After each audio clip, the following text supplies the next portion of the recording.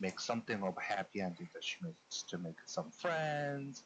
She clears up some of the misunderstanding, and she learns the truth behind as to why people with dark hair is considered evil and shunned away, which was entirely the fault of the original false villains. Um, it's pretty.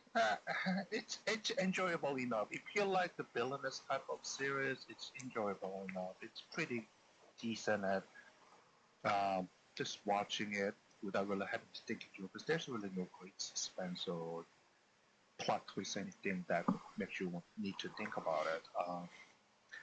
If I remember correctly, Albert commented on our main character, Yumila, as a chibi for not being very cute, and which I do agree that for some reason she's not very adorable in any ways. Maybe that was by design. I'm not sure. The most offense I take from this series is that her last name being Dorkness. That really just rubs me the wrong way. But otherwise, it's fairly enjoyable series. I'll give it about 6 out of 10. I think if you just watch the anime, it's fine for what it was. I did not like some of the CG sequences later on, and the chibi forms just didn't do anything for me. I read the manga, and then it was so enjoyable. I actually read the light novel, the first the first two. No, the manga is first two volumes, covers this arc, and then there's actually stories after that. But had some a lot of issues with early on, and I did catch the first and the last episode. The last episode, despite being like the finale, I did not think some of the animation was that good. And Yumiella was voiced by Fairouz Ai. She's pretty dynamic character voice actor, and I don't think it was a good match for her because the whole thing about Yumiella is that she's very deadpan and does not uh, give two f's about social norms. So she doesn't really care to interact with people, and just that gap is what's funny. And then casting such a dynamic voice actor in a role where she's not supposed to felt like kind of a loss. So I think if you read the manga, is very enjoyable. Just don't expect as much from the anime. If you're just from the anime, I do recommend that you read the manga 2 volume. So that's my recommendation. Back to you. Thanks. All right, just a quick thing out there. We're dropping a lot of frames, so I'm starting to do local recording, and I'll post this up later on so that people can watch this later on with better sound and video, because I don't think anything's really getting through. So, sorry for those that are trying to watch live, but we'll be posting this up a little bit later so that at least you can understand what we're saying. Other than that, for this show, I thought it was decent. I've read most of the manga they got out there, and so I kind of knew what I was getting into. Um, and I would say overall, it was a decent show. It wasn't like great or outstanding. And I will admit some of the CG was pretty bad, but at least I didn't really notice any bad CG horses, and that's where I draw my line. So Well, we got bad CG Dragon Ball. true, true. But other than that, let's go ahead and move on to the next title, which isn't an isekai, and it was my favorite um, uh, rom com, drama or whatever you want to call it. The Dangers in My Heart, season 2. I absolutely loved it, and you could tell that with the We need Dragon for this one. yeah, you could tell that with how good the first season went. The budget, I swear, went up because the opening is day and night compared to the first season. So much higher quality in the animation done for the opening and the music, and even the show. It's kept pretty consistent with the first season. but having a little more impact. And with the first season already over, which kind of targeted them getting to know each other and understanding maybe what they feel, the second half kind of focused more on them connecting with each other in a sense, and it's just bittersweet. I mean, there's a lot of moments that are just, I swear I was like a little schoolgirl or something. I was just squealing inside, like, yeah, this is so, oh my god. So, and oh my god, there's we even made little sound bits from some of them for Discord because they were just so funny. But and it's also one of my favorite things to want to make how do you say it cutouts for right now. So I've been working on a few of them for that show. But Kitty, yeah. yes, and I do like that they kept the same singer for the ending song. So she got to do another ending here. But it had just had a lot of really good moments. Like there was a scene where they had a karaoke, and the kids started opening with the opening song, and it transitioned into the actual opening, which was done really well.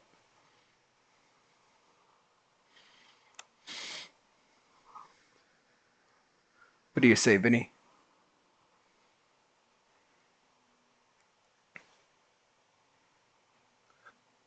Um, I guess the part of the popularity is the how accurately it portrays teenagers' first love, which is anything but pretty. They make a lot of stupid mistakes, sometimes cringe as hell, and sometimes they just want to dig a hole and just bury themselves and just disappear because they realize they made a silly mistake and somehow that's gonna follow them for the rest of their life. All of which I'll say are relatable if you once had that teenager angst moment. So I think that is part of the reason why this is so popular. Not to mention that the characters are very likable, and the hijinks coming from the seemingly very mismatched couple is always a fun to look at.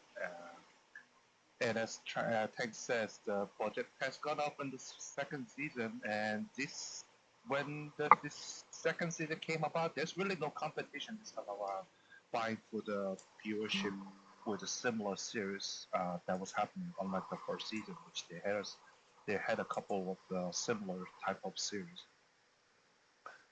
Um, Other than that, there's really not much to mention. If you watch the first season and love that, there's really no reason to not watch the second season because it literally is a continuation of the first season. And I'm just so glad at the end of the second season they finally say the magic word. And I mean, just like I was kind of getting annoyed. It's like just say the word and be done with it already. God. But they have done it. Uh, not the not the adult things. No, that's who knows. But the confession, the actually properly having the confession moments done. So I'm happy for that. Yes, it was very wonderful moment that last episode. I wish I could have seen it with you guys. I was at the convention, so unfortunately I couldn't watch it with you all. But it was just so fun to see how they say those final words, and also um, just the issues of like wanting to follow your dream and also trying to help the one you love, and that they kind of showed with everything was just really good. I just loved it. There's just so many wonderful things in this show that just I just absolutely loved. Um, but if we're done with that, I would definitely say check out the opening song. I think it's just called "I Am," and it's really fun. It's a really fun song by itself. Next up we have is "Burn the Witch," which I don't have the graphics for it, but go ahead, let Albert talk about it. Is it? It's just additional episodes, right? Or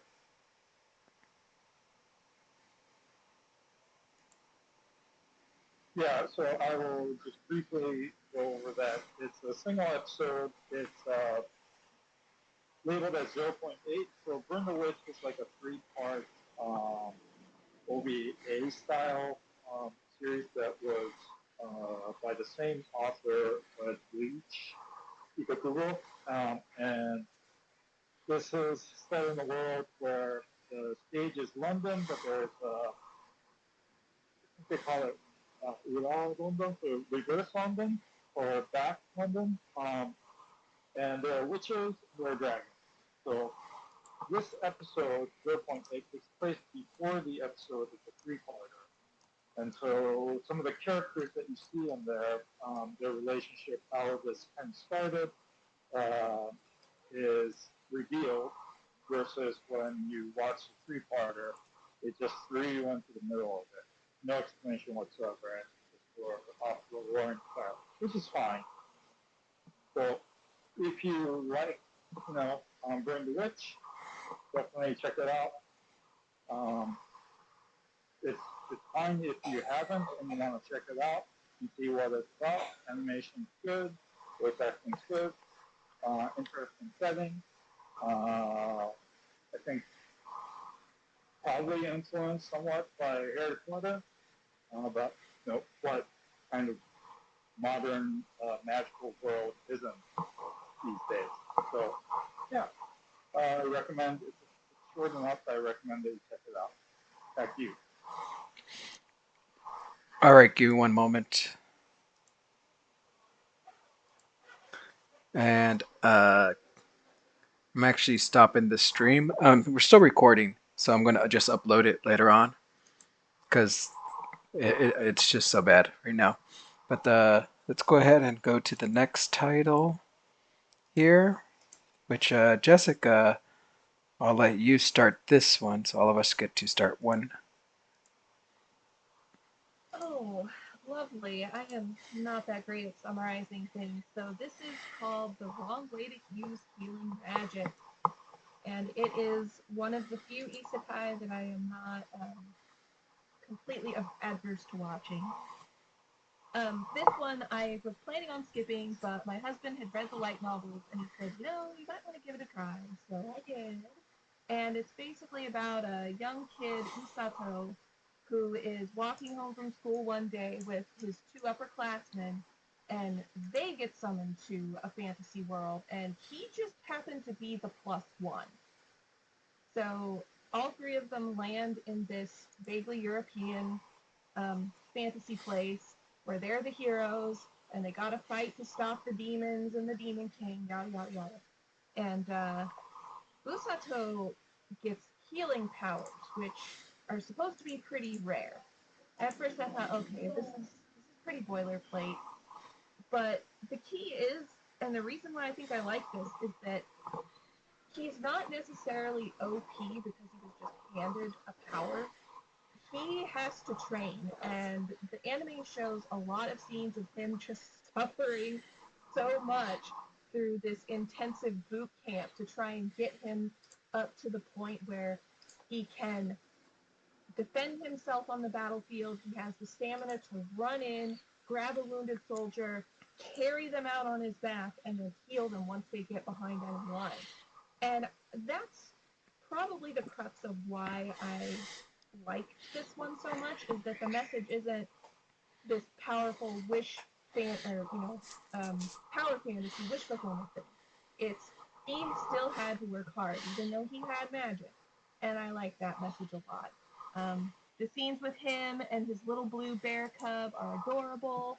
It's not gonna rock your world, but it's actually a lot of fun, and I had a really good One thing I do have to say, I never read the novel, but I have read the manga, and um, I also did read quite a bit of the comments that was put for this show. So it seemed like a lot of people got upset that they did like this filler thing where it kind of showed the background of the captain's team. And if anyone's actually seen the content, that's actually in the manga, but it's further back. So they just moved it around so that they could have the main battle at the end rather than coming up fast and then. It's not. So that flashback.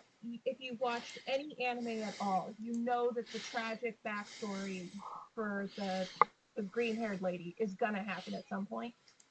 But my complaint was that they stretched it out across 2 episodes, and you know that every single one of those characters is gonna die, and those characters aren't really developed that well.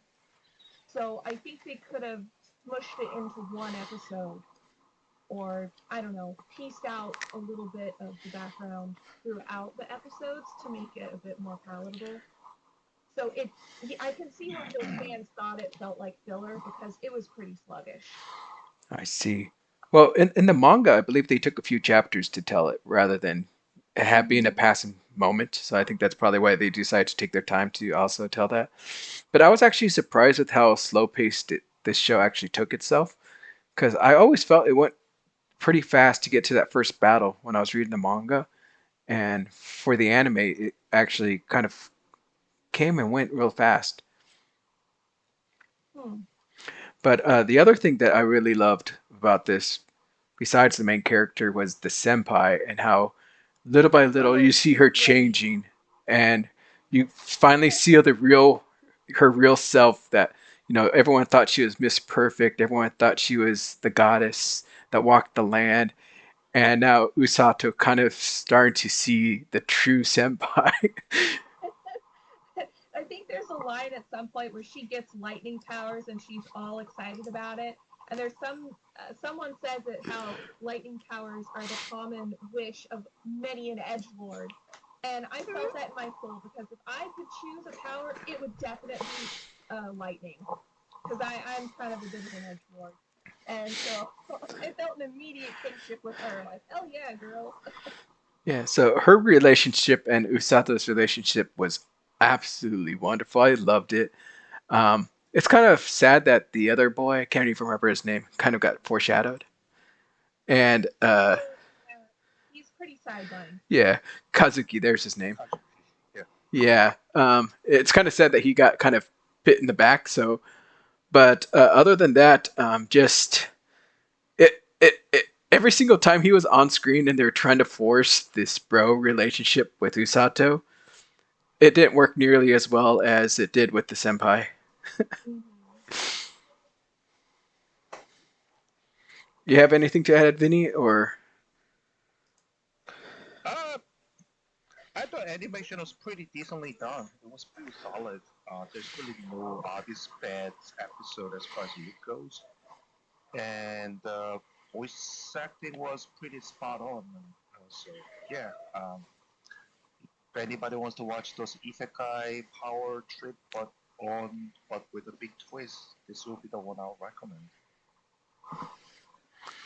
seems like with stopping that stream, my delay is gone. So yay! Good. Yay.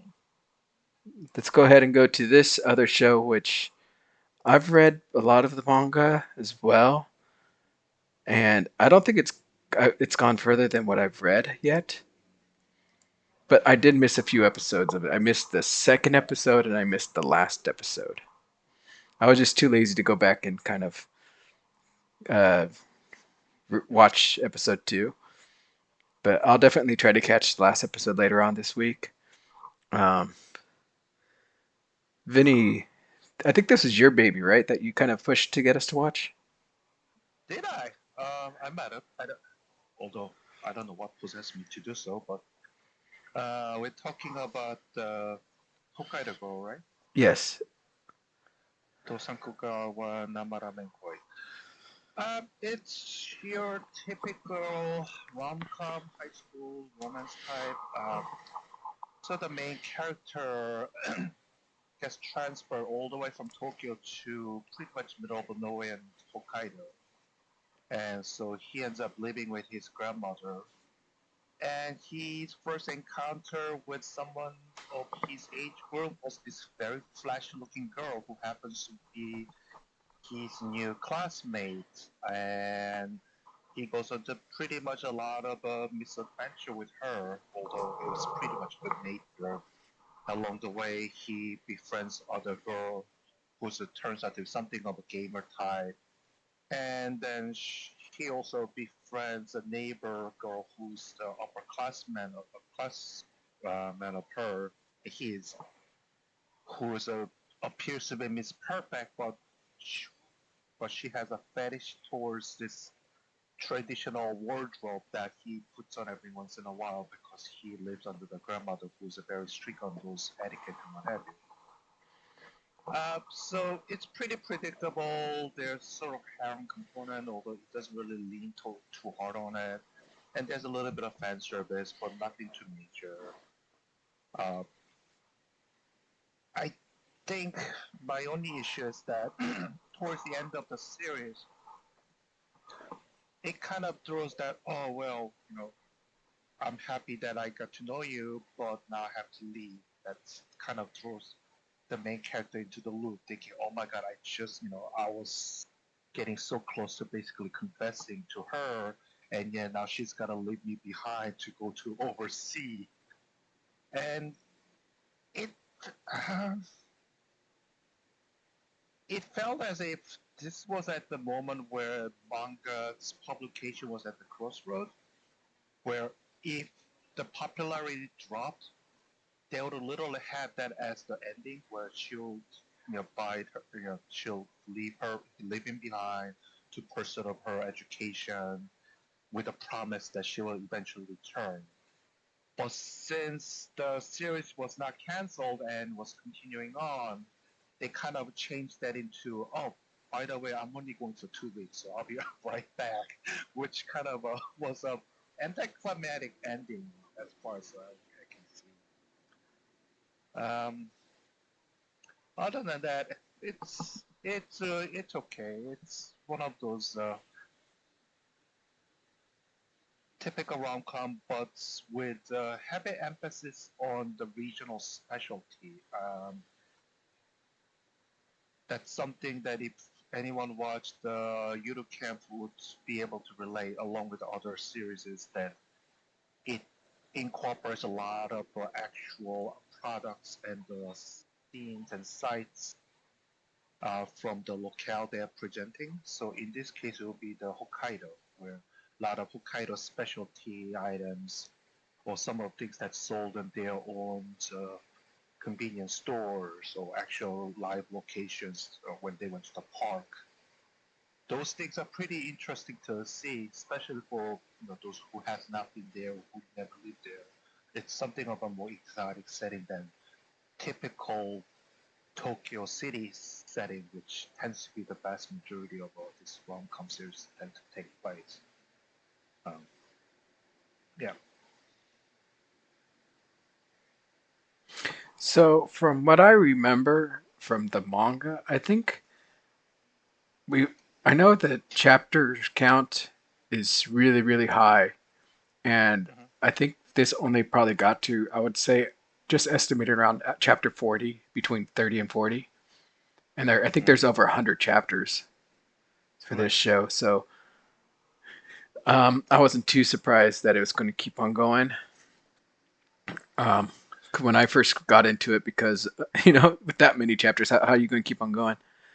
But this is one show that does have what I've recently learned about harem. I went to a harem panel at SakureCon, and they said that some harems have what they call the final girl, which is like you could tell who's going to be like the main pro- girl for the protagonist.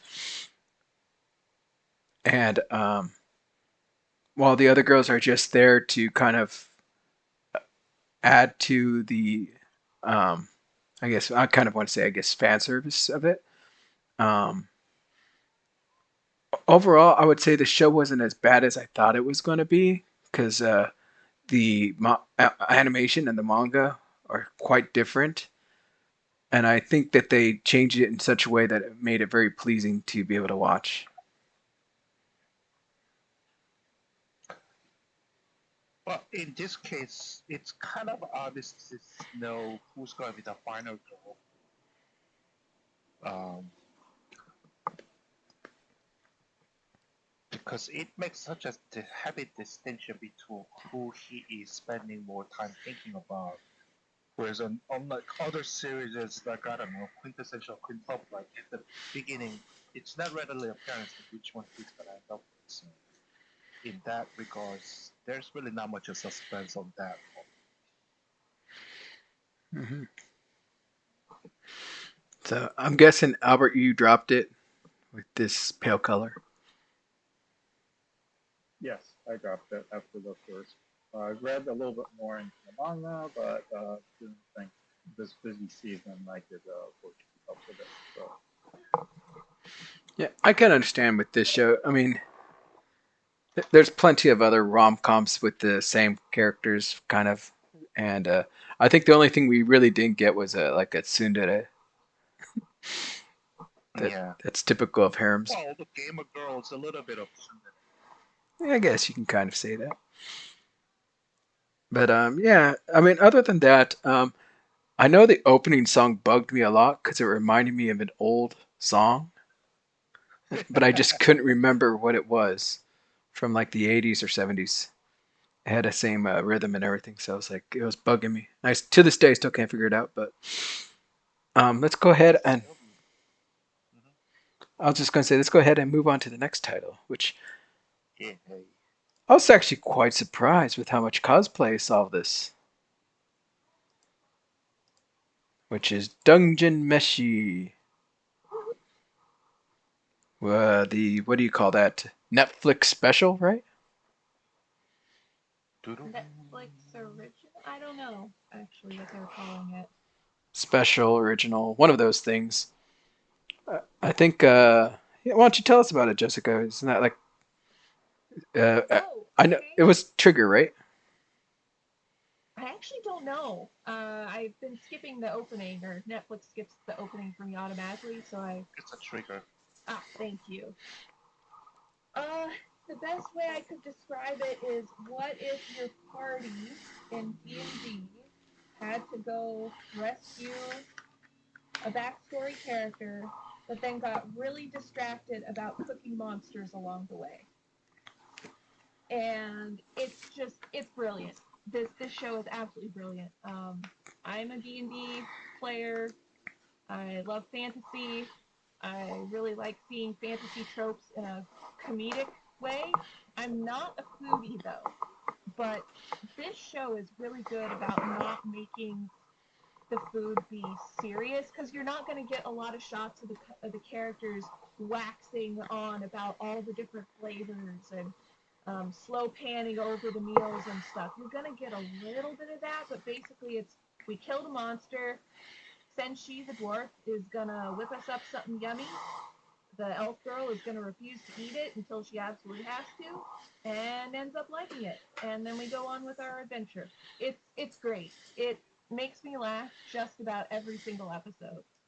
And then about 12 episodes in, it kind of gets a little more serious,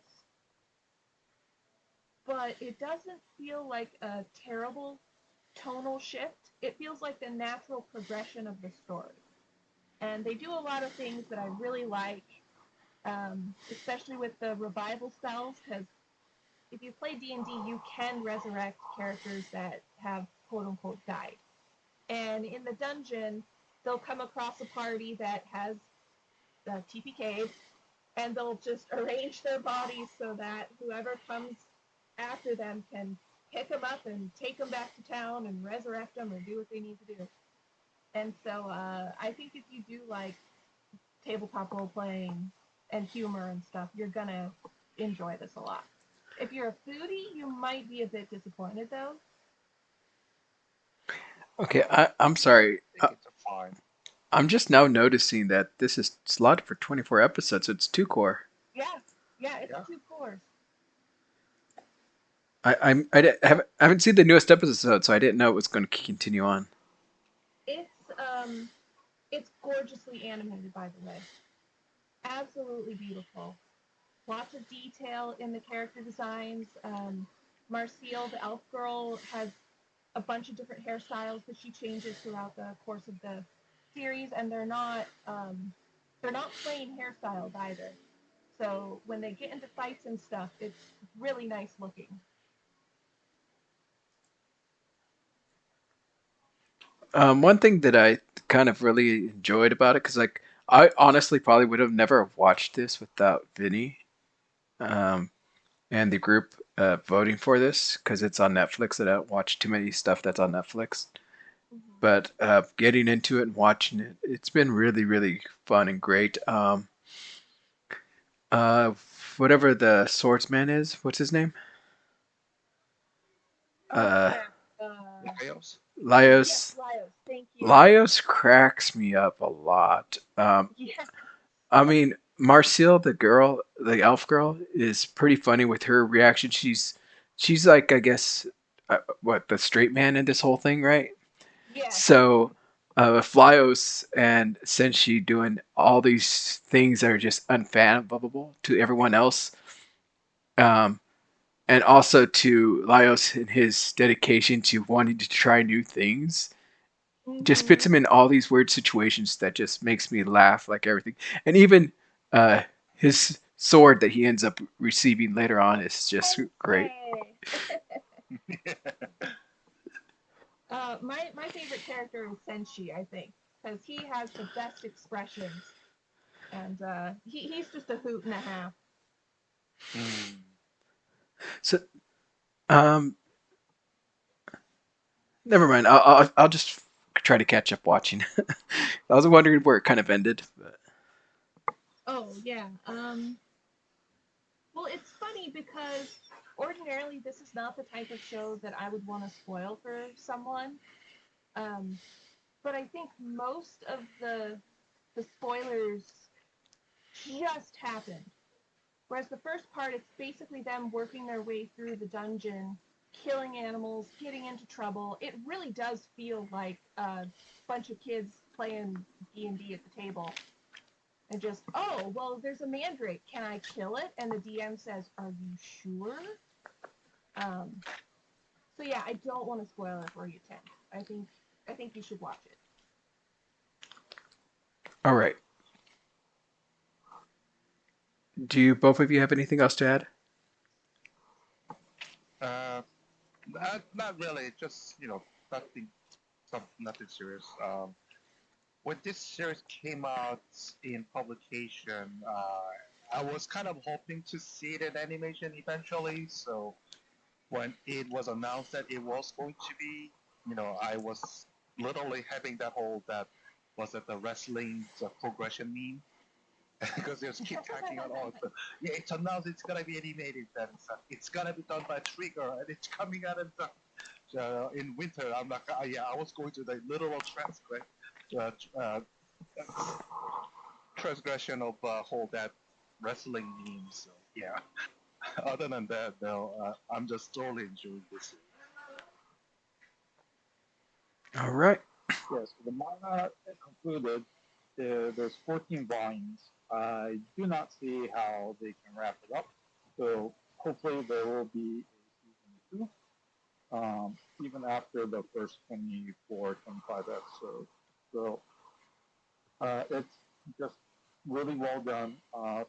Sakuga Boulder had a article on how well the production was arranged, and watching it, I did not see any drops in quality through the 13 episodes that compromise the first part. So yeah, there's a lot of things in the story that you can pick up on if you pay attention, and they will all come back as a lot of things happen later on. And just want to say, elves are back, baby. Elves are back. Albert, do you recommend the manga? Yes, absolutely.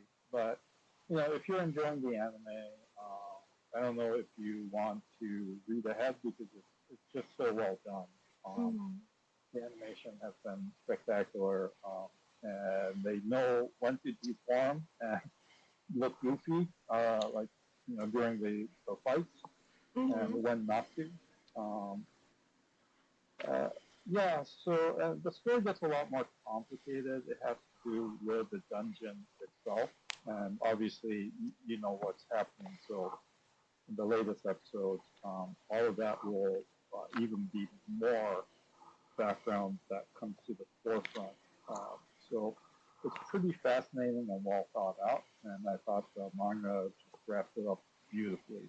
So, so I do recommend it, but if you're enjoying the anime, you might not want to spoil yourself if you enjoy the anime. Okay, thank you. All right, let's go ahead and move on to the next title then, which I'm actually surprised someone else watched this besides me. Um,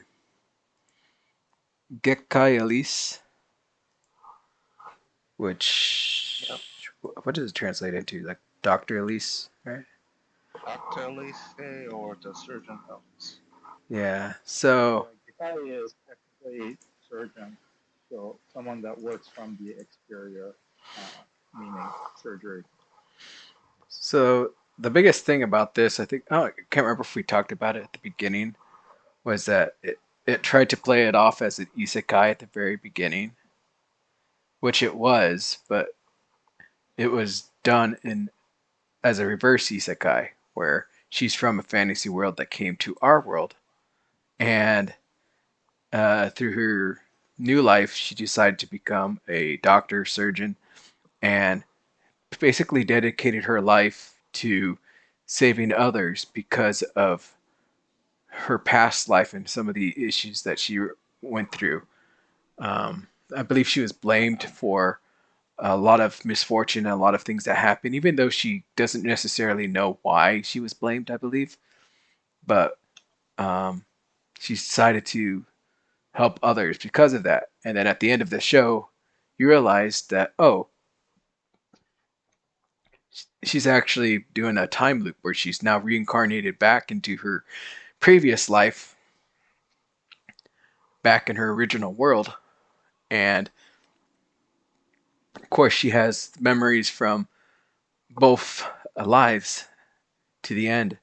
And now she's decided that with this new knowledge that she has and this new vigor, that she kind of wants to continue that and wants to continue saving lives. But she knows that with the way things are going in this life, there's going to be some issues and pushback on her. And also, she realizes also that she was very stubborn and very hard to work with, being very uh, stuck up and everything. So think of like Tear Moon, right? That girl, if you've seen that one, right? And so she's there's a lot of issues with her in her previous life that now, since she's lived that new life, she knows how to conduct herself. And plus, because of her knowledge from her previous life, she's able to help solve a few issues ahead of time. But her main goal in this whole show is to become a doctor. And so her struggles to be accepted because female doctors aren't really a norm there. And plus, the kingdom kind of has a different path they want her to take. But so she's now having to fight with the kingdom in a sense that she has to fight for her dream and her wish. So it's done fairly well. It's not great by any means, and of course they had to add some kind of romance aspect to it. But overall, it was a nice show just to sit back and watch. What about you? I think it was Vinny, right? You saw this? Yeah. It was surprisingly decent series. I believe this was based on Korean webtoon that was adapted from Korean. It's a web novel. Then it was uh, translated in Japanese market. That it was licensed to become an anime. So the main character's name differs, but that's really about the only changes that was made during the translation wise.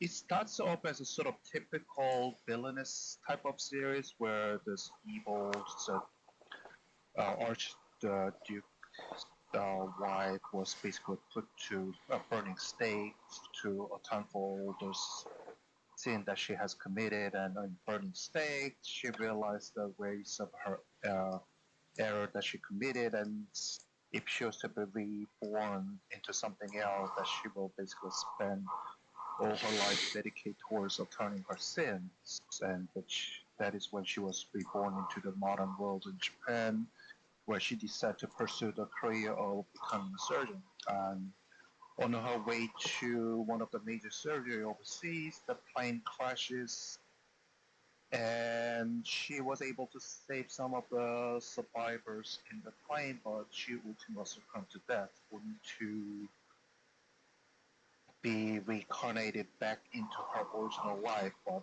at a much younger time. And she realized that she can undo some of the things that she has done with it. And but because she was so very much fixated on becoming a surgeon, she decided to pursue the same career. And as Tank mentioned, that she goes through a lot of hardships to defy the conventional norm. And this is also where the whole spirited away into the past world kind of comes into play, where her knowledge is something that's anything but conventional, and so in a way it's kind of a cheating power that she has a much greater medical knowledge than her contemporaries, since she has gone to the more modern world elsewhere. Um, I guess I like the fact that it's not so fixated on typical villainous trope. There's really no rivalry that kind of clashes into it, or there's no leveling, so the video game um, items and materials that keeps bumping into it, which happens to be the case with a lot of villainous Otoma game type of series. Since this is not based on Otoma game, I guess that's one good thing. And I was a little concerned that it was being done by Maho Film, which they don't exactly have the greatest track of producing anything very good looking and or anything to do with a really romance type of series. And but it has done pretty decent job.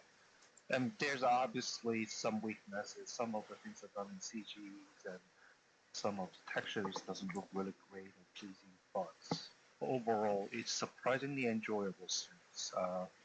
And it does apply some of the medical knowledge that's actually relevant. It's not some fantasy drawn up stuff where she actually gets a nitty gritty when performing surgery. So those are kind of interesting things to see in anime that you don't really get to see very often.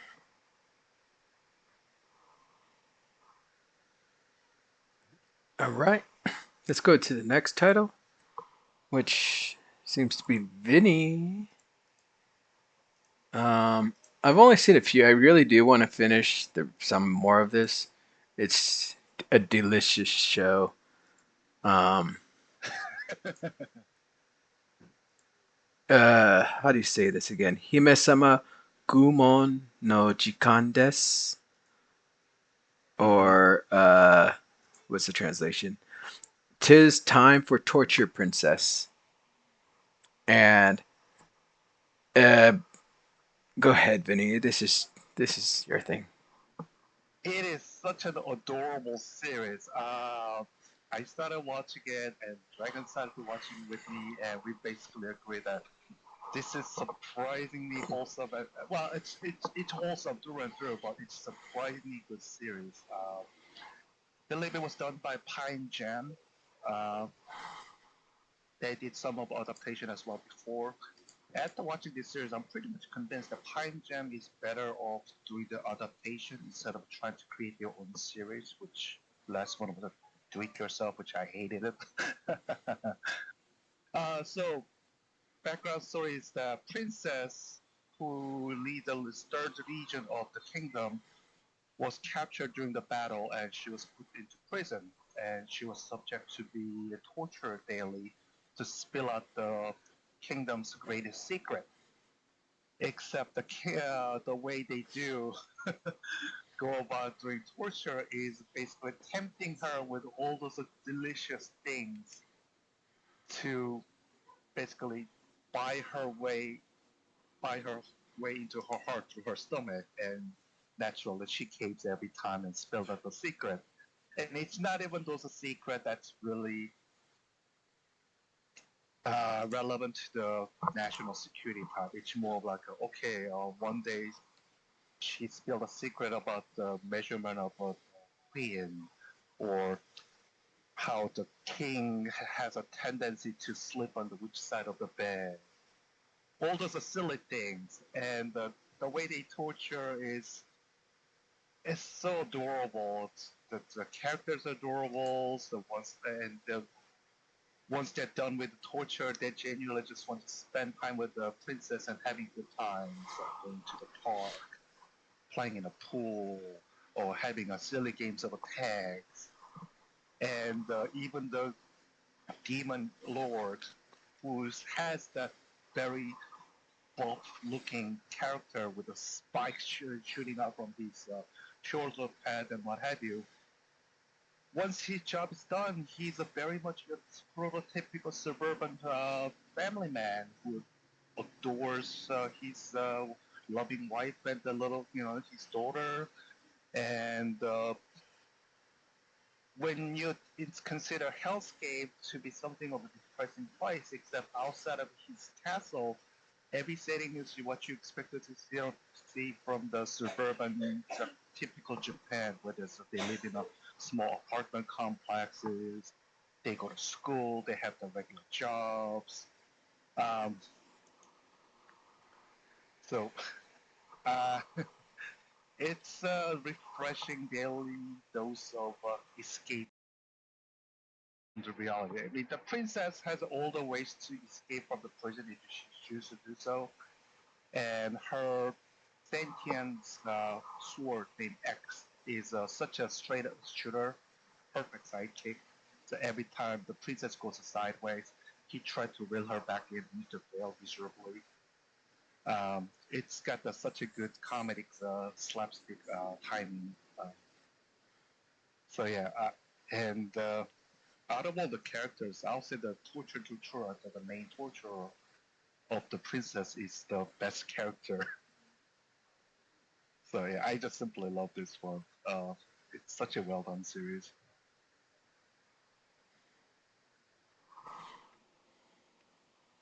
Yeah, so I would have to say if you have the chance to watch the first 5, maybe 10 minutes of this, because the torture sessions, there's like it seems like there's tends to be 3 per episode, at least at the start of it, and plus the opening is just so over dramatic with its animation. It's just awesome how it looks versus what it actually turns into. But I definitely do want to finish this show. I didn't get the chance to watch this, but it is one of those that's just good humor and fun as you watched it, and to see how they're going to tempt her the next time, it's pretty interesting.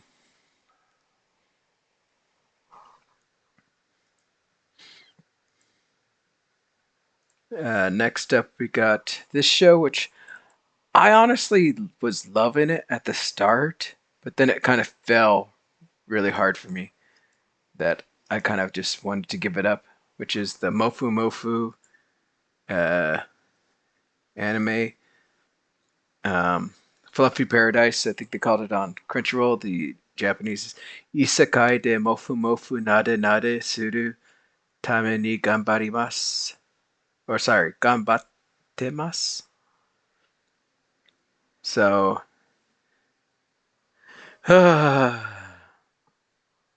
I think it had an interesting starting premise with this overworked female that's reincarnated, and as she's being reincarnated, she's given a power, and all she wants to do is just be with cuddly things and just pet animals.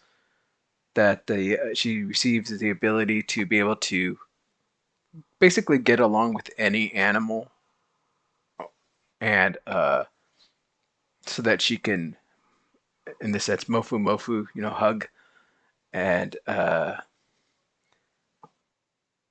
throughout this whole show, I think she's like what 3 years old, I swear, and she's making a lot of these major decisions, and everyone's just going along with it, which I find is somewhat ridiculous. But then all the things she also ends up doing throughout the show is just so crazy and crazy. I know she has the memories of another life, but um, I just can't understand why the people in this world allow her to do so much, considering that they don't know any of this, that she's basically reincarnated. But yeah, I don't have much else to say about this. It just kind of, I thought it was going to be something more, but it didn't. What about you, Vinny? Pretty much what, yeah, pretty much what Hank said. It has an interesting premise. Then it became very muddled at the end. It's almost as if they disregarded the ridiculous part of where three-year-old is making all the decisions and persuading people to go along with it, and then realize, oh crap, all those things are very much decisions of a grave importance, and they decide to just basically thrust it right back into her, saying, you know what, these are not the decisions you should be taking lightly, and I don't know why we just kind of went along with you all this time, but now you have to face the music. And she's like, oh, so I guess I can't just flop the animals anymore, kind of thing. Which was a very down, a very disappointing ending.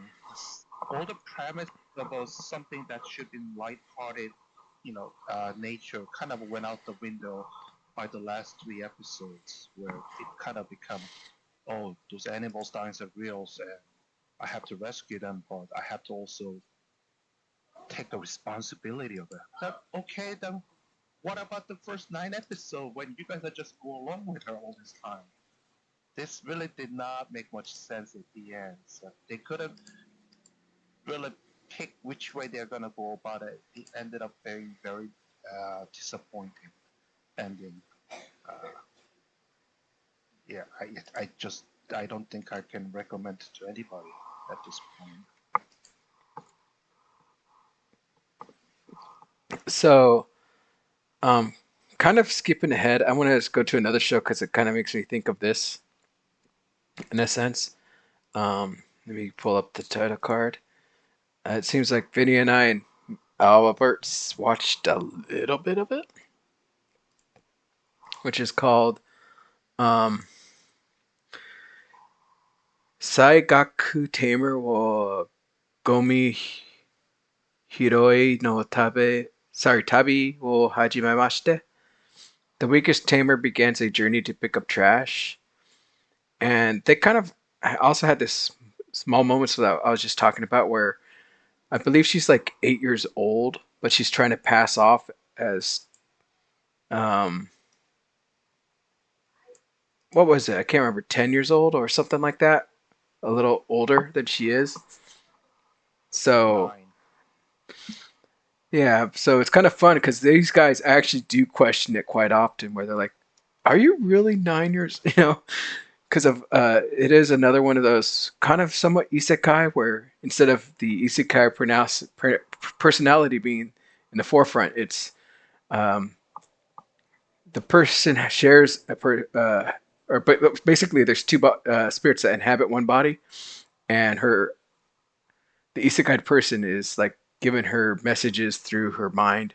It seems we never hear her or anything; we just hear a bell, and as she's talking to herself, but she's able to discern a lot of things and do stuff because of her other personality within her, helping her and guiding her in some moments.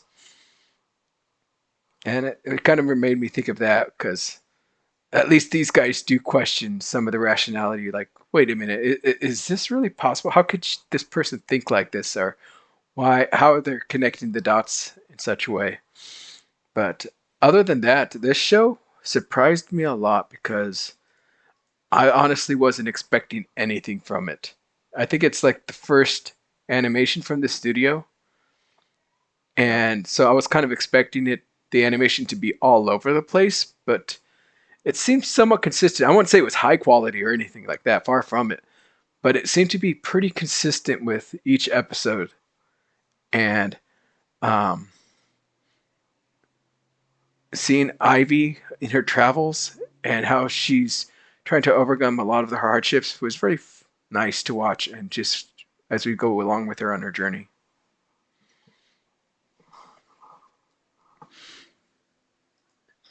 Um,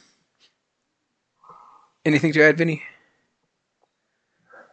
Um, it was much better quality-wise than I expected, and as you said, the quality really didn't fall apart as later on. It it held up pretty well. I will say that if you read the manga, you will notice that there's some discrepancy on some of the subplot lines and the timing of some of the settings. But it's, I guess it was a decision that just made by the animation committees to rearrange certain things to make it better flow. But so don't think too hard about it. As for the story wise, it's pretty good. Yeah, there's a little bit of isekai component to it, but that it's she's not overpowering or anything. She doesn't have any earth-shaking ability, which actually is the problem because she has none of that, and that becomes the issues that plague her from the get-go. Um, and as Trank mentioned, that yeah, it's kind of a little weird that somehow these grown-ups are able to just take her words at her face value, but then she has a better way to convince others that well, it's not just me, but it's this rare slime which has an ability to discern the liars from the or the bad people from the good ones, and they were able to be sold on the idea since this is a rare slime that nobody ever sees it. I guess it must be true, which is silly, but they decide to go along with it. And in a way, the grown-ups in this series is a lot more positive than some of the other series is. Other than some of the villains, they're pretty much good people, which which would be good for Ivy. Otherwise, her life would have been just insufferable through and through, especially from at the beginning when she was chased out of her village for no fault of her own. But yeah, this one I'll give a 7 out of 10. It's a worth to watch. At least give it a go. I It will. may not be your cup of tea, but I will say she is one of the richest little kids now. yes, because she tamed the cougar-looking thing.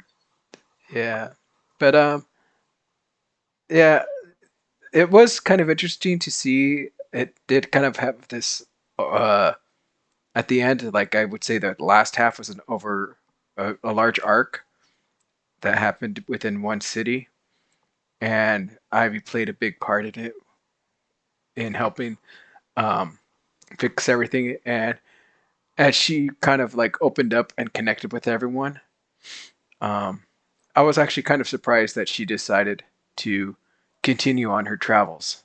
So I honestly thought they were probably just going to keep her and have her there, and then maybe some other issue arise. But no, she's going to keep on traveling and moving about, which I think is really fun. And um, yeah, uh, like I said, it surprised me with how it was, and I think this one also had a pretty decent ending song. I think Ah, yes. so. This is one of the ones that had a song ending song that I kind of liked. Uh, Albert, you dropped it. Yeah, I was a fan of the manga. I'm still reading it. The problem is, for me, was after watching the first episode, I realized that the character design is based off of the light novel illustrations, which I don't care as much. There's also things that I was reminded of, like the isekai aspect. It doesn't really play that big of a part, but there were I had forgotten about that, and that was a little bit jarring. And the voice actor, I don't really think it quite matched the character, but it's also probably because Ivy is supposed to be uh, playing up that she's a he, right? She's pretending to be a boy so she doesn't get targeted as an easy target. But from the get go, I was like, wait, what? Oh, I forgot about that part because the art in the manga was so cute. But I'm going to dress up as a boy, so I'm going to wear this outfit that looks like a girl's outfit. I'm going to pull up my hair in a ponytail because that's what boys would do. Really? There are all these things that really bothered me in the first episode, and then it was, it just wasn't vibing. I had other things to watch, so there's that. And then I did watch the last part of the last episode, and again, it concludes like the major arc, right, in the second part, and that is not uh, finished, described in the or finished being written in the manga. So that was good to know what happens. I mean, I could kind of tell what was going on. He does use some things. Everyone comments that, are you really, that, aren't you older than what you appear to be? But she does appear to be very small relative to even her age, because, well, she had this bound for food and her growth was slightly stunted, I think. And there are some pretty horrible adults, but the adventurers she befriends are, mostly good people. So, I mean, if you like this kind of, I don't know if it's twice or twice, but there is some aspect to that as she adventures, goes from town to town and trying to escape some of the bad adults. Um, but yeah, the anime just didn't do it for some reason, so I skipped it. All right. Did you guys want to talk about the Kekko and Yubiwa Monogatari, or should we skip it? Skip. Yeah, so we'll just go to the ending of a show that we actually do care about, right? With our girl Mao Mao. Hell yeah. Oh no, I don't have the title card because it's from last season. Could someone start talking about it as I try to find the title card? It's Jess's turn. What? No. I love this so much. I don't know what more I could say. Because we did describe the synopsis last time, but basically Mao Mao is the best girl ever created in anime, and you need to watch this right now. Yeah, that's it. I'm highly excited for season two, so Yeah. that'll be next year. Yeah, next year. Boy, Vinny did not disappoint with the Mao Mao stand in chat. This is awesome. Yeah. I was actually As she said, surprised she's the best girl. there was quite a bit of cosplayers for Mao Mao at the convention. Oh yeah? Yeah, Love it. A lot. and I think they even had Jishin with them. Some of them. Jinshi. Awesome. Yeah. So I saw them like I think at least three of them, and then it wasn't just one variety. I saw one with her in her like fully dressed up for when she was tasting poison, and of course the Mhm. one with her the basket. So it's nice to see that Any this is popular. any with the cat ears? No, not yet. Ah, missed opportunity, cosplayers. None of the concubines. I probably wouldn't. If someone did, I probably would have recognized it because I'm just looking for Mao. Oh, you're letting me down. Next time, next time. uh, Only thing I'll comment is about it is that earlier part of the season where Mao Mao was ordered by the emperor to uh, basically bring back Lady Rifa from brink of death due to the poisoning and the recent loss of her son. I found that that episode animation is very different from the rest of the series. The style and design was very different, except for the part where brief moment of a flashback where Lady Rifa remembers her holding her baby's hands and Mm. reminiscing about the brief life that they shared together. That was gorgeously done. But the rest of Mhm. the episode was a bit jarring to look at. That's pretty much the only kink in her armor I would say as far as animation goes for this series. Otherwise, it was wonderful. I didn't care for the opening of the first four because it was, you know, it's a little too not fitting to the Yeah, style. But yeah. The second opening was better, but I could not be bothered to remember it. If I heard it being played somewhere, I wouldn't go, oh, that's from Apothecary Diary. mm, But at least the visuals did sort of match and make sense with the context of the setting and stuff.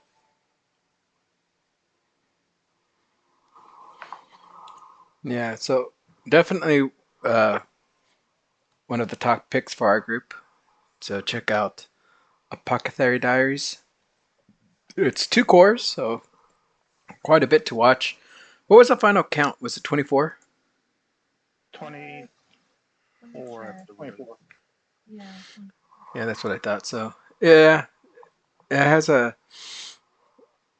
it had some really good moments, and even the dark moments were very subtle and but very impactful. I thought too, Mm-hmm. and there were some parts that I kind of uh, wished it showed a little more, but because of the manga that I read. But overall, wonderful. Mm.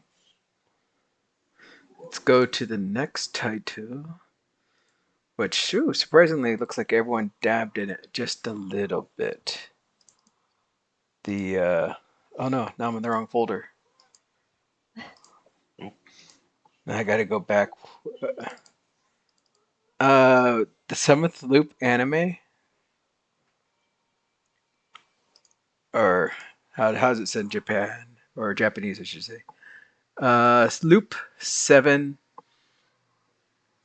Kaime no Akuyaku Reijo wa Moto Tekikoku de Jiyu Kimamane Kimamana.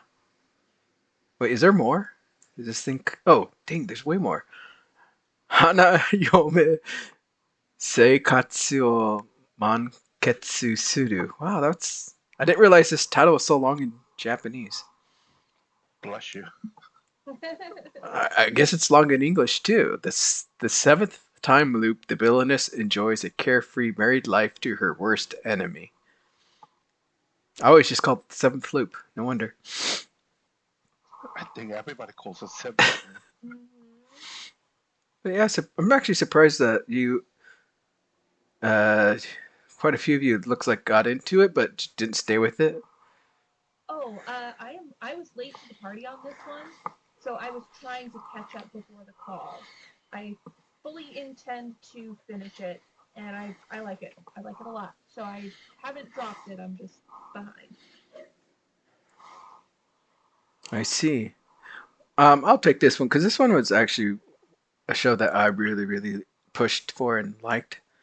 Um, because although it's has this reincarnation aspect, it's kind of like it's instead she's reliving like 5 years of her life every single time. So she's brought back to this pivotal moment, and then she's left her own devices where she fends for herself and realizes that through her first ever um, abandonment, I should say, she can be anything she wants and not just trapped in what she was in. And through her next life, she realized maybe there's something else I can do. So through every single life, it seems that she's chosen something new. And we're given hints and um, some explanations to what she has done in her previous life, all except the fifth life. And I'm so curious as to what happens in that life. We do see a glimpse of it in the opening, and she does mention one of the skills she learned from it at one point, but still a big mystery. And that's like one of the biggest driving force for me to keep on watching this. I would say the animation bugged me a little bit with how they did the highlighting and the for the hair, but Oh, that's funny because I actually liked it. It reminded me of 90s anime a lot. well, it bugged me at the beginning. I'm just going to say, but I kind of easily got used to it because I don't know if you noticed, but like after, around every single highlight, it was also the same color as the shaded hair. So it Mm-hmm. wasn't like it was two different colors. It was just they just did something really strange in my eyes. But I also noticed they kind of did that in that slime tamer girl one, not to the same extent, but they had some moments where her hair was like that. But overall, just though, just seeing her in her flashbacks, it was kind of fun to also see her different styles, her hairstyles, her different personalities that kind of bloomed from what she was doing, and and how she's taken charge uh, in this new life with what we would call the villainess, right? Where Mm-hmm. in her, I guess you could say in all of her lives, he's somewhat responsible for her death every single time. And now with this new life, she's going through and trying to see if maybe kind of like she can get a grasp on what happens, why does it lead to that, but also it's one of her uh, bucket list things to travel to that country because she's never been there. It's kind of I think that's kind of funny that it's like that's like her side comment that oh I've always wanted to go there. Might as well do this time. But the relationship with the villainess I think is somewhat well done, and um, with how hard he is and everything, he does have these really soft moments, which I think are really nice, and how they play it. But what hooked you, Jessica? Um, well, so first of all, it was just my husband and I were looking for something to watch, and he said, "Oh, I've read the books for this. I think you might like it." And I hadn't even heard of this one before, so I pulled it up on Crunchyroll, and I really liked the art style and the colors especially. So I gave it a shot, and I ended up really being intrigued because there's sort of a mystery around what makes Prince Arnold go Darth Vader on everybody. What's the deal? Because so it's kind of like she's trying to be a detective to figure out what's going to happen and kill hundreds of thousands of people probably. But she also uses the experience that she got through each one of her lives. And what I really like about the character Riche is that she tried something different, completely different, in each one of her lives. So the first one, it was she became a merchant. And then the second time she tried to do that again, but missed the guy, the merchant guy. So she became a doctor, right? And then instead of sticking with that the next time around, she went with being a maid. And so she has all of these skills, all of these disparate skills, and she uses each one of those to kind of further her ends. And she actually feels like a character that has lived a lot longer because a lot of these reincarnation ones, they still act like teenagers. And with a few exceptions, the romantic scenes and stuff, I think that she does act like she's much older than her stated age, and I thought that was cool. And she has the confidence born of experience, and also the costumes. Have you guys noticed that she'll wear a different dress? She might have two or three different dresses per episode, and they don't always recycle the same dress. And these dresses have a lot of detail on them for an anime anyway. There are bows, ribbons, frills, lots of different colors involved. They're really intricate costumes. And So it's a nice looking anime. The animation itself isn't anything to necessarily write home about, but the art design is pretty good. Oh yeah, thank you, Tank. You said it's Alchemist for third fight. Yeah. So she's also a soldier in another one too, which is where all of her fighting skills come from.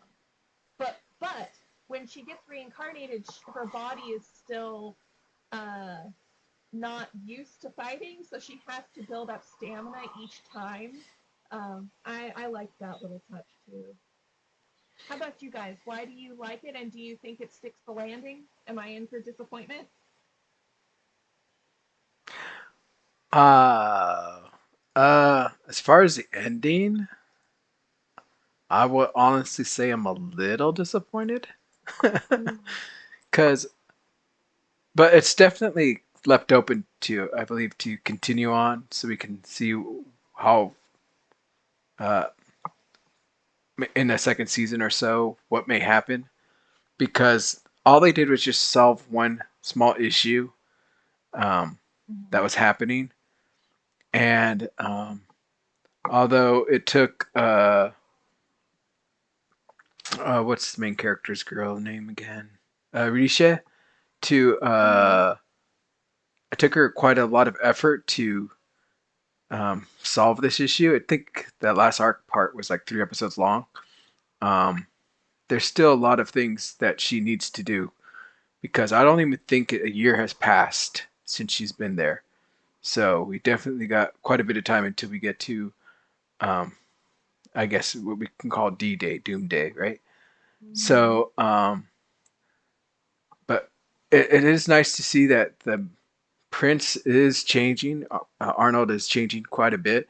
So maybe she can prevent what's going to happen. Um, and like I said, what's drawing me the most is trying to figure out what happened in her fifth life. Because Mm-hmm. although you said she learned all of her fighting skills and stuff in the sixth, she she talks about. Oh, I don't know if you've gotten there yet, so you might not have seen her do it, but she does use a skill from her fifth life, and Oh. but she still doesn't mention what she does or what it was. Doesn't even show a flashback. The only thing you've ever seen is in the opening when it shows all of her lives, and Mm-hmm. it's just and it looks like she's a rogue or some kind of girl in this, uh that does a cartwheel in, and so that's one of the biggest driving forces for me to continue watching because I really want to see what that life is and what skills she's learned from it. But I would say the majority of her fighting skills is from the fifth or sorry sixth one.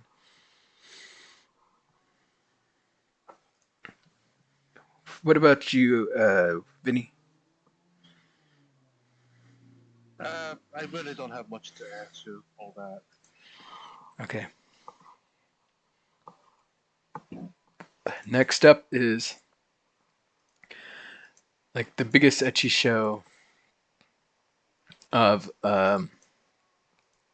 this season to me, which is I Admire Magical Girls, and but I think on High Dive they have it listed as Gushing Over Magical Girls. So if you're going to look for it there, that's what it's called, and it's as etchy as anything else. Maybe even a little worse because it goes into a lot of fetishism, like with bondage and blindfolding, and just it goes through a lot of really weird stuff. I would say to some, but I kind of got impatient and I started reading the manga, so I kind of spoiled myself to the end.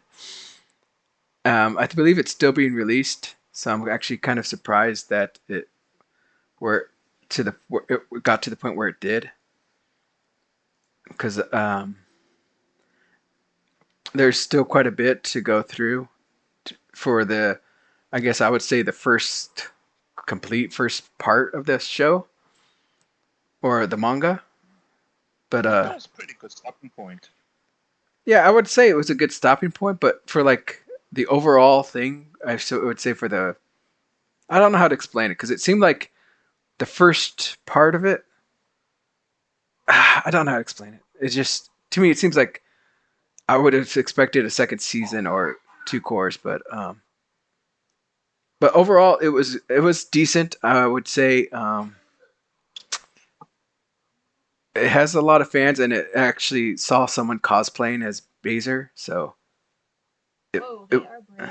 yeah, so it was kind of interesting. But other than that, I don't think there's much else to say about this. I would say the voice actress for Utena was wonderful, especially at the beginning with her cracking voice and her nervousness, and as she talked. I just loved how the effort she put into her role as she was trying to play this girl that just kind of was thrown into a situation that she did not want to be in, and then her change into this Baser character. So, not much else to say about it except for I don't know if you like uh, fan service. This is one of those big shows for it. Yeah, Well, there's a fan service and there's this. Really. yeah. I mean, this does go a little bit beyond it in a A sense. little Like, bit. well, it's not as bad as some shows. Like, there's this one called Rescue Me that kind of went a little more than that. I But think is that even available in the regular streaming service? Because I think even Peter Grill was a little more explicit, especially with what they I ended don't up know. doing.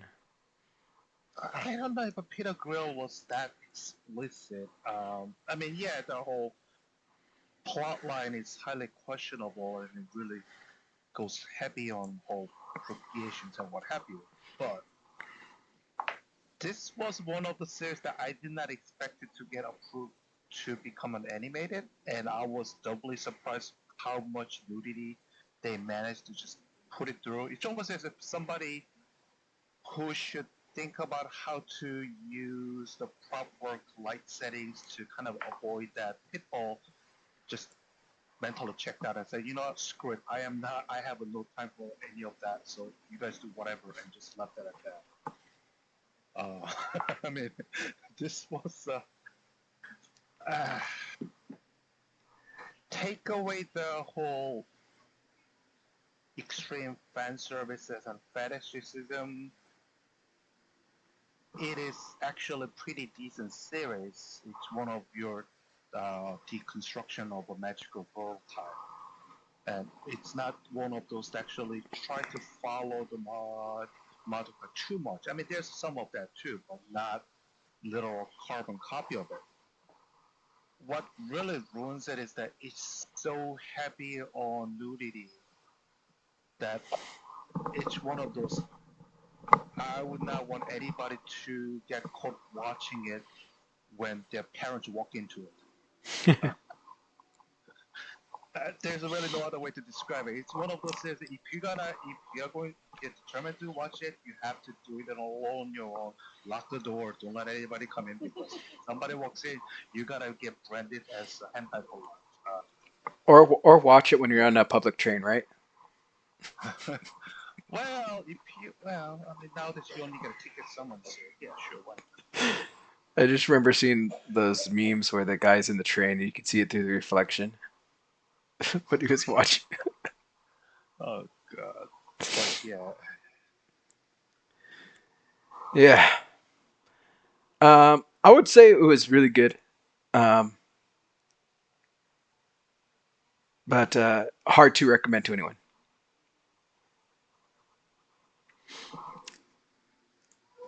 Next up, did you guys want to talk about this show? It looks like a lot of people dropped it, The Witch and the Beast. nope. Okay. How about we talk about Mashal? You guys love Mashal? Hey, We also have the Mato Seihei no Slave. I honestly didn't get through that. Um, Surprisingly, I thought that would be a show I would be like 100% on, but I just couldn't find the drive to watch it. And didn't get past episode 4. So, That's surprising.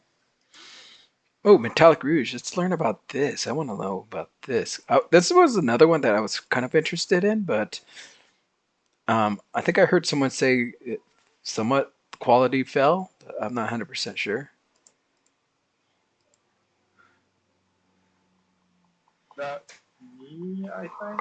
Um, yeah. So when I started watching it, I mentioned that all the animation is hand drawn, and that was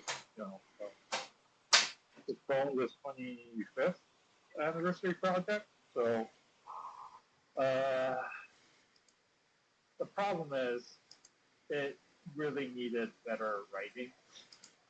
So I watched all 13 episodes, and somewhere around the middle, I could tell that my interest in it was waning because the story just kept getting a little convoluted.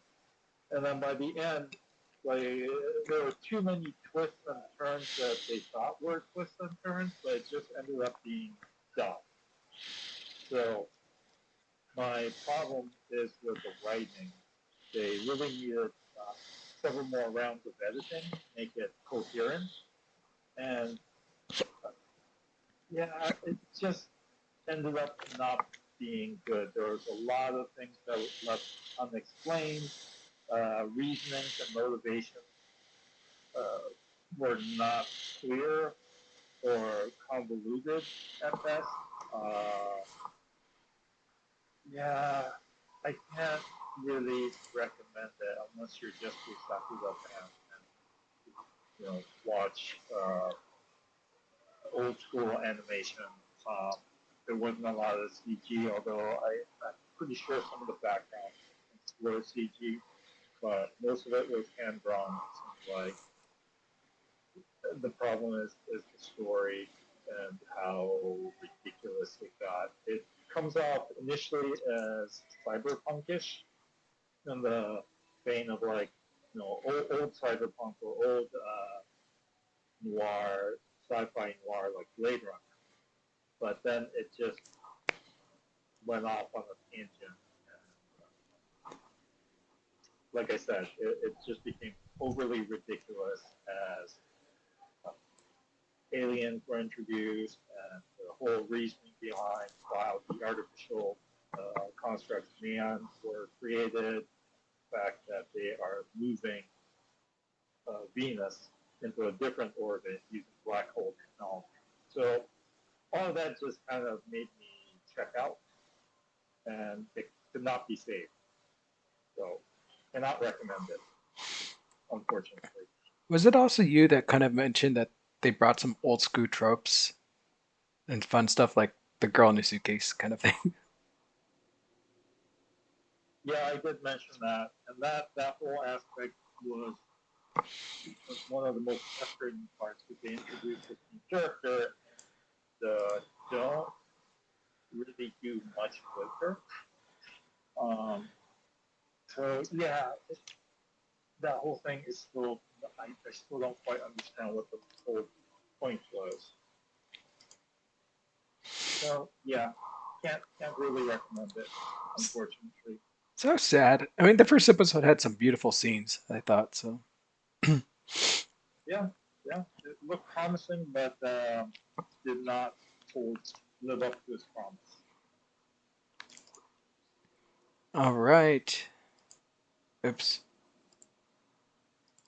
Let's go ahead and move on to the next title, which I'm actually surprised everyone here is watching it.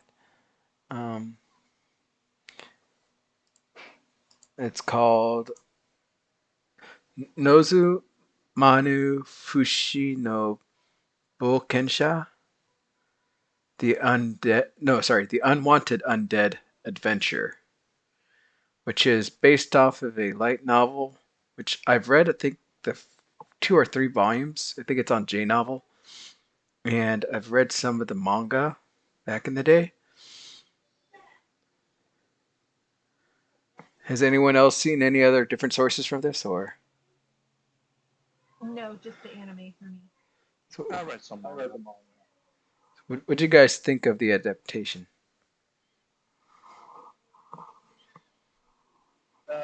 It was decent, but I did not feel like they did anything unusual or something that would make it stand out from many of these other fantasy esque, well, it is fantasy manga, light novel.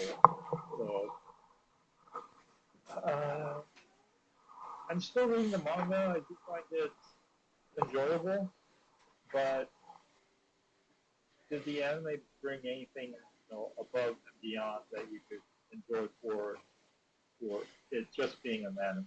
And unfortunately, I think the answer for me is no, because I put it on background that I wasn't fully 100% invested in watching it for the animation, for how the story was evolving. I did notice that they did pull some later reveals, at least timeline wise, in the manga into Ren's backstory was shown. I think at episode 11 or so, instead of much later, which did bring some of the story elements to be more cohesive in this single tour. So I think they did a decent job. It's just that I mean, if there is a season two, I'm not planning on watching it. I'll just read them on. So that's kind of where I stand. It was decent, but not super outstanding.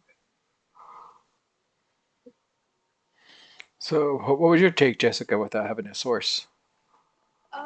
Well, my take was that I really liked the story a lot.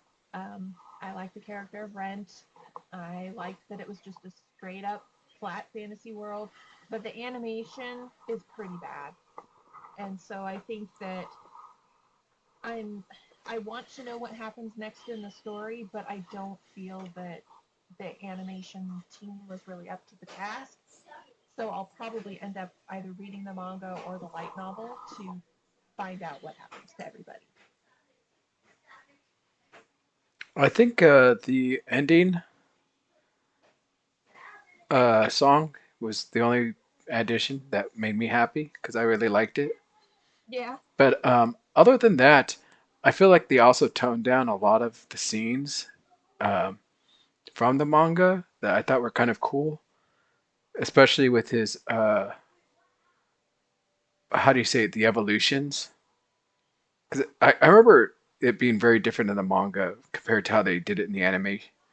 So, and I can understand why they would do that, but I think visually it's better on the manga. So I would rather stick with that going forward. Um, and just, I don't know much else to say about this show. It played out pretty much the way I remembered, and I felt like they also don't close up a lot of plot holes or a lot of things that they introduced. Like they introduced that girl that helped him at the beginning, and I felt there was always going to be something bigger with her, but in the end, it never led to anything else. So there's just a lot of things that I know they're probably going to address later on, but it kind of bugs me that they didn't, that they kind of introduced it as if it was going to be something big at the beginning, but then it just kind of is now just something left to be addressed later. What about you, Vinny? It was very low key animations. It's one of those where you actually have to just enjoy the story, otherwise you're not gonna like it. As mentioned, that it's pretty shoestring budget looking series through and through. But I did enjoy the part where this is very grounded, or at least the main character is very grounded. There's no power trip fantasy going all hell loose and all that. None of that. It was basically just straight up regular adventures, wishing to become greater, and of course his life turns upside down at the one mishap, and he has to basically find his way back on track. So I like the characters, I like the storylines, but animation is kind of one of those you just have to hope that you like what you see, and otherwise there's really no saving it. And you're probably better off just reading the light novel or manga, whichever you choose. Yeah. All right, let's move on to the next title. I think the only saving grace for this show, as well, is that it's not an isekai. It could have easily been one with all the other shows we've seen. Let me see. What's this next title here? Oh, this one. The, as everyone calls it, solo leveling, right? But I think the translation is like I alone leveled up, right? Yeah, but I mean, it's the same thing, right? the it came from the manhwa, which I think it was also a light novel or web novel or something before that. Um, what do you think, Jessica? Um, I mean, it's real flashy, lots of Sakuga moments. The story is it's okay, I guess. I think the this one story element I enjoyed the most was that they've got kind of a weather report thing that they do for dungeons, and I thought that was hilarious because humanity is nothing if not adaptable to the new normal, which we kind of all saw in the pandemic. Um, so I thought that was pretty funny, but in terms of characterization, it's on the weaker side, and it is a bit of a power fantasy, but it looks really beautiful. So I just sort of set my brain on a shelf and enjoyed it that way. From what I've heard from at the convention from a lot of friends and such, that a lot of people are really excited for the English dub because supposedly the guy yelled so much that he started coughing blood or something, Oh, and jeez. everyone's making that as a big thing. Like, yeah, this is going to be good then. No, artists shouldn't have to injure themselves in order to perform well. I mean, come on. Yeah, so I just remember that being a big talking point with some people. But other than Hmm. that, I think Vinny called it just Kirito again, a Kirito show with all the Yeah, yelling yeah, pretty much. and such. But everything in this show was pretty much hit the main points for how the manhwa went. Um, the they did introduce you to a lot of things that show up later on in the story, but since the whole thing's already completed as far as the manhwa, I think it's nice that they can now bring elements from the future and give us more of an introduction to get uh, familiar with the characters rather than them showing them later on and having us familiarized with them later on. So uh, overall, I think it was really good, and I think it was episode 6 was an amazing fight scene. I thought, and and I also did hear a lot of people complaining for some reason about a filler episode. It was like a 6.5 or something. I believe it was 7.5. Yeah, there was a recap episode. Yeah, so a lot of people were like so upset, but from what I've heard, I think it was because the voice actor got COVID, so they had to pause for a week. Oh, So sometimes, just learn a little bit rather than just yeah, stuff judging. happens. So, I will say it felt like it was going to be a two-cour series. So I was really surprised when it's 12 episodes and then it was done. yeah. The pacing definitely felt like it was in it for the long haul. Yeah. Well, trust me, it's so much longer than what we've seen right now. I mean, I think there's like over 200 chapters, and we're not even up to 50. I think we're barely 40. Oh, jeez. So there's a lot of content still to go. and a lot more characters to be introduced. But overall, I think it was a good adaptation. But I was surprised that with all the fuss about it and everyone being so happy that it's finally getting uh, an animation, that it wasn't really talked about a lot amongst uh, out in the public, I would say. I mean, the reason why I even bothered watching it was because of all the pre-release hype.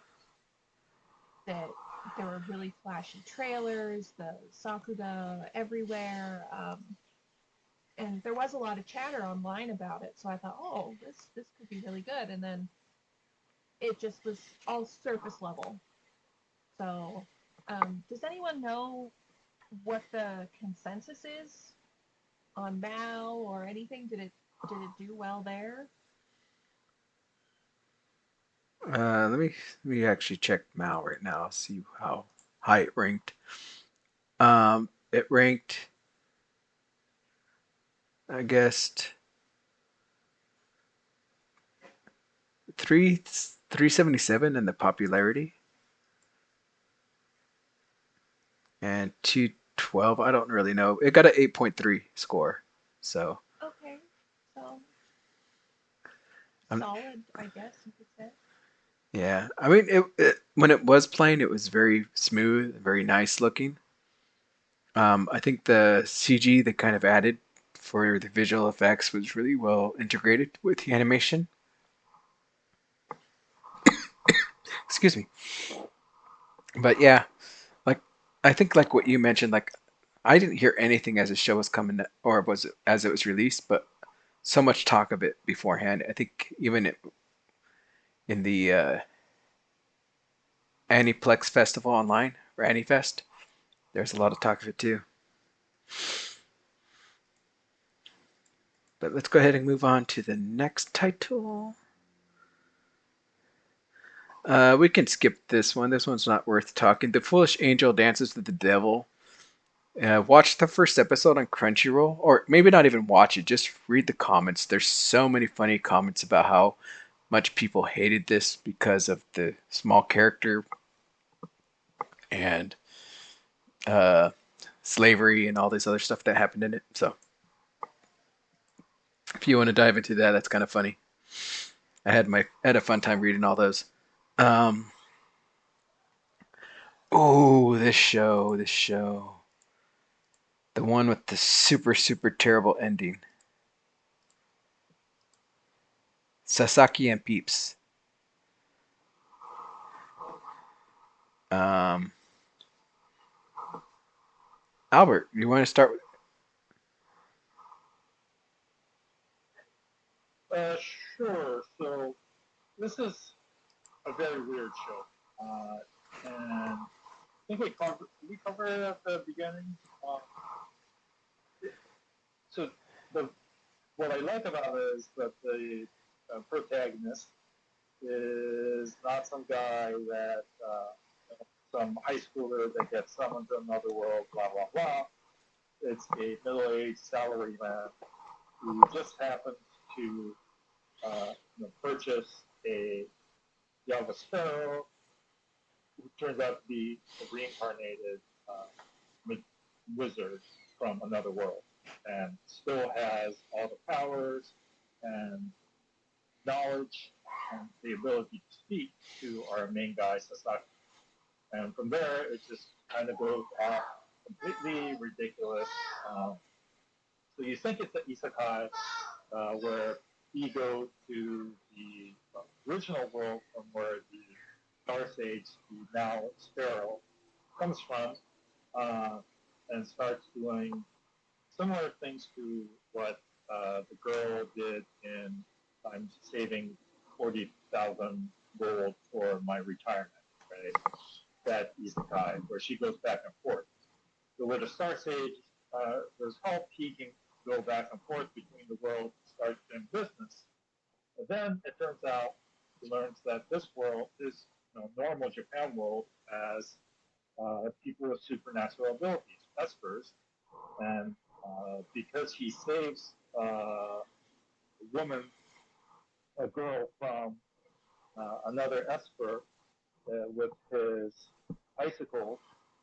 He is recruited into this organization where he learns about the people's supernatural abilities, but they only have one ability, whereas he's able to use magic to do many other different things. And then you find out that there are magical girls in this world too, and then it just goes kind of off the rails at that point. And there's a cute, hold on a second. So yeah, there's kind of an interesting world setting, which is just a mishmash of everything that is thrown together. So it reminded me of a couple other series I've watched where they have multiple genres that are all in the same story, right? So what this reminded me mostly was the show from about 10, no, probably 15 years ago, The Invaders of the Rokujoma, where uh, this guy's apartment becomes a nexus point for a magical girl, a ghost, a invader from space, and someone from the underground world. Um, so it's that kind of a complete mishmash. So it, I enjoyed it. I throughout the show, despite some really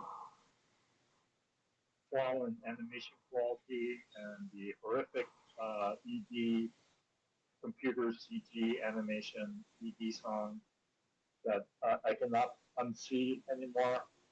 Um, but the story ends up continuing, and so you don't get a proper conclusion, just a conclusion to an arc of trying to save this merchant in the other world. Uh, but that's kind of where it ends. So not exactly the most satisfying conclusion. However, season two, I guess it did really well. It must have hit other people's, I don't know, it must have tickled their fancy because immediately season two was announced. So I am looking forward to it and see what the conclusion is because the manga only has like 3 volumes out and does not even cover half the story that's presented here. So there's no way to read forward. I know there's a light novel that I'm feeling reading a light novel right now. So I think I'll be watching season two anime to see where it goes. But it's certainly very tricky to mash all these genres together and make it work. So that was Sasaki and So I would agree that there's a lot of animation issues to the point that as we were watching it after the episode ended, I would go back and show my friends that we're watching together with all these mistakes, inconsistencies that was happening. Of course, that was me being nitpicky for a lot of these things, but for some reason, my eye just caught them instantly. I was like, "What? How come that looks like that? How come that's that way?" I think even episode two, I mentioned it that to me it seemed like there was a lot of audio inconsistency also as well with the visuals. But to me, it just didn't match. It didn't look right. I was actually about ready to drop it because of that, but I kept on going because overall, I am really enjoying the story of this old man, Sasaki-san, and his relationship with Peeps, and also the running gag I thought was kind of funny, which is sad that it's kind of has to be there for seriousness about how not to feed your sparrow certain foods as they were eaten on screen. So I would always chuckle at that. But um, I did.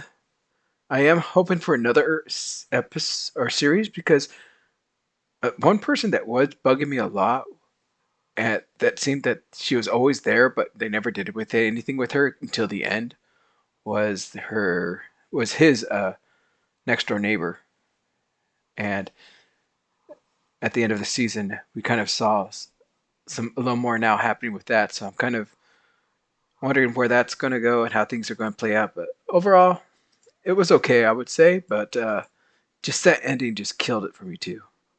That ending. Ah.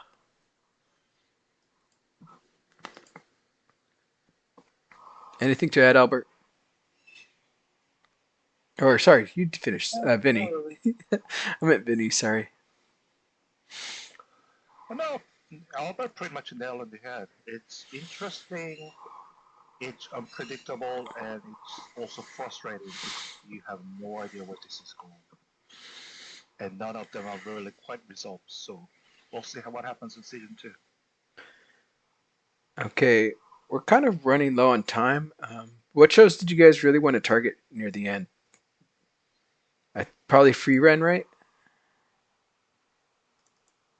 So let's move over to Free Run because that finally finished, and it was like the most cosplayed character I saw at the convention.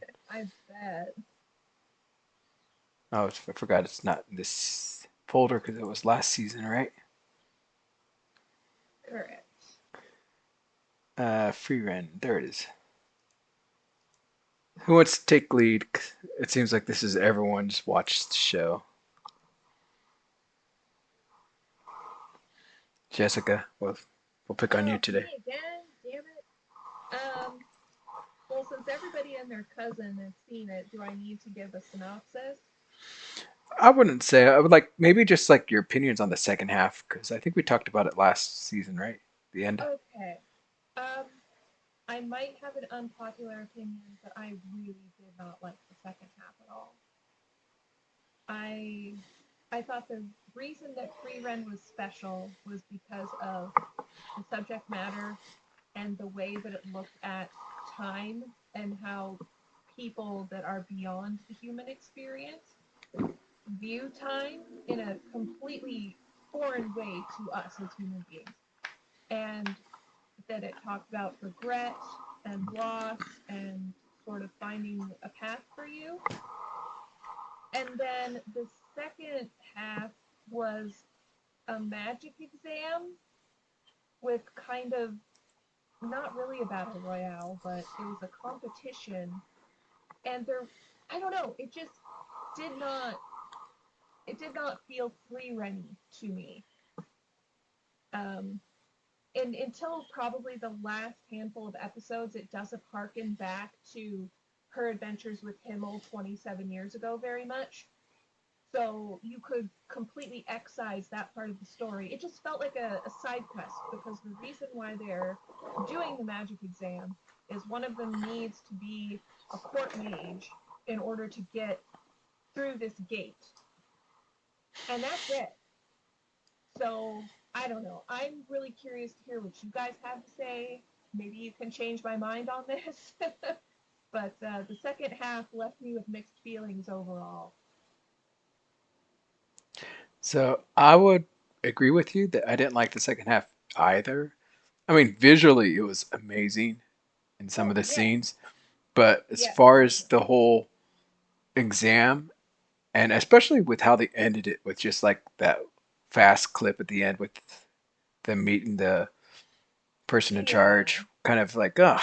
They went through all that stuff just to be like, no, no, yes, no, type of thing. I bet there's more to it, but it just kind of felt to me that it was like, ah. But I do like the moments that they did try to show with, again, with Free Ren trying to understand and try to do better with Fren. So, Mm-hmm. like, especially at the end with her cane and such. But Yeah, over, that I really liked that character moment. but overall, like you said, it's just the whole exam arc just bugged me, and I mean, like I said, it had really good visual moments, but other than that, we just got introduced to a lot of characters, and then it's like now we got to check off. But these persons we showed at the beginning with special Mm. frames, something's they're not going away. Oh, can we talk about the names? Because the names are downright hilarious. What? So, they're all based on German words, right? So Denken is to think, and my personal favorite, Ubel, is just evil or bad. So when they introduce the characters, I'm all okay. He's the smart one. She's gonna be a problem, and every single one of their names just describes their character motif because these are not fleshed out characters, and so it kind of removed what little tension or mystery rather, what little mystery there was to be found in this arc because you already knew who was going to be a problem and who was just going to be fine. You know, I'm honestly did not put that connection. I'm going to have to go look at their names and see how all of them work now. Yeah, it's pretty funny. Well, Stark is just strong. Stark is strong, which, he is. And Fern means far away. So even the main characters are kind of obvious in the naming choices, but at least they have had a dozen or more episodes to kind of interrogate their characters and what makes them tick. Oh, poor Stark. He got left to the side this whole second half. I know. That was. I mean, I love Fern. I love them both, but I felt bad for him. They just kicked him to the curb. Yeah, poor tomato hair. So, do you have anything to add, Albert? Yeah, so in like regards to the name, that's the first impression that you get. But um, since there will be a season two, I think the next arc will kind of show you more depth to at least some of the characters, um, and even in the second arc, the name that you obviously think is what they're supposed to be becomes a lot more complex. I feel like than what their name initially means. So there's that. I feel that I personally really enjoyed this. I mean, I love the first arc too, the first four, and the exam, the first class mage exam that they go through. It also is not as obvious that this is just a replacement for a school arc for a shonen, right? So it's not that. It's a little bit more complex than that. It's nuanced. For Freerun, this is just a bother. But for the people that are taking the exam, the humans taking the exam, they all mean something important to each of them. And hopefully some of that came through in the short backstories that they got or the character interactions that they had with each other.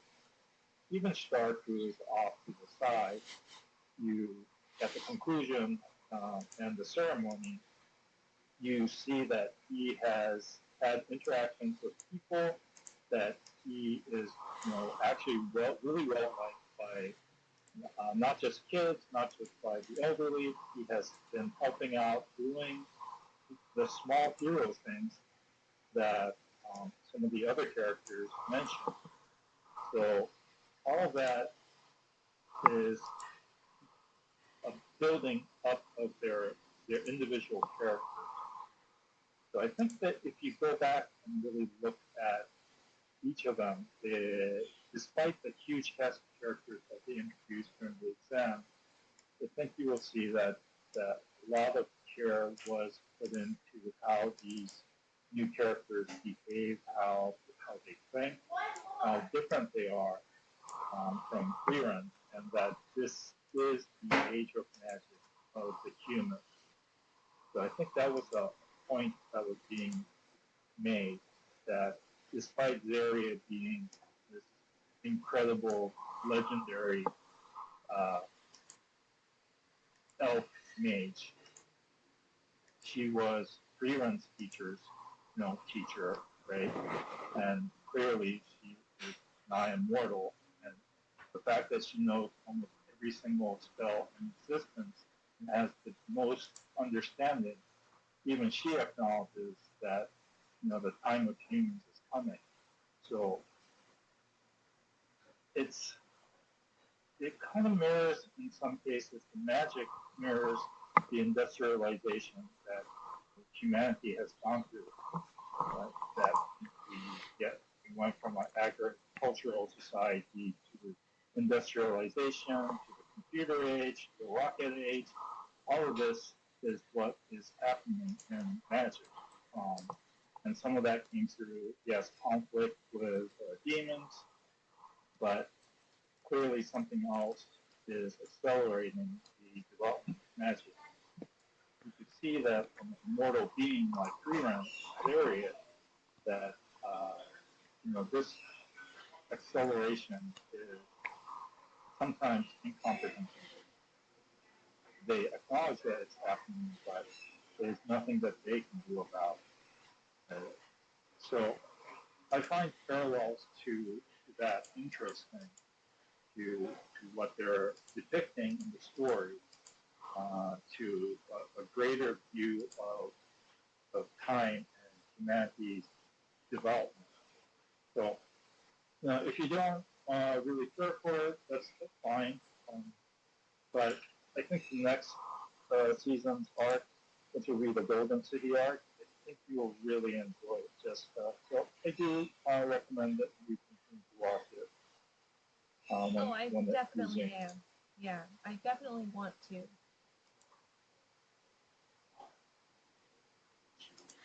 So that's about it for me. All right. Thank you. Benny? Um, Not much to add other than when I feel like to rewatch Free Rent, I always ended up going back to episode 10. That's the part where she faces Aura. It's not so much about the part where she faces Aura, but the flashback of Free Rent spending time with Flame, Hmm. and then leading up to the moment, that really gets me at the music and everything. I just find that it's one of the best episodes I have seen in a long time. So if you don't particularly care for the second part or any other parts of it, at least watch that episode. That's what I'll tell anyone. Yeah, I also like that episode a lot too. Even the subtleness of like why she chose the hero is because of her uh response to Flem and everything like Hmm. that. So, was there any other shows you guys wanted to hit? We do have a few like Shangara Frontier, uh, The Banishment of Some Hero. Can't remember second season. Undead The Unluck. second season, really. Oh, the second season of that actually is still continuing, so we can do that at the end. Uh, Yubisaki to Renren. Oh, I'll I say loved that. it. I freaking love that one. Okay, let's talk about that one real quick, and then we can end it with this. I okay. uh, this this went back to shojo heaven for me. But I think it's actually a josei because the characters are all in college level. And what's really neat is that our hero, oh crap, I just forgot his name. Oh Um, no. no, I can't remember him. The guy that likes all the languages, the main love interest.